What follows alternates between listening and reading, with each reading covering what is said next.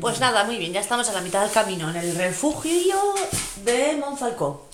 Y como esto no es nada intensivo, ni vamos a ganar ningún premio ni nada, pues nos vamos a dar el gustazo de, aunque vamos un poco justas de tiempo, son ya las 3:30, nos vamos a pedir un vino. ¡Un vino! Ya está aquí, ya qué bien, ¿ves? Qué bien. Esto es magia de la tele. Por ejemplo, ¿sabéis esas cosas? Voy a aprovechar para contaros una movida. Sabéis que a veces estáis viendo unas películas y entonces de repente cambian de plano y os enseñan otras cosas, tal, ¿no? Y a lo que vuelven, pues yo que me estoy bebiendo un azucarero, un azucarero, estupendo.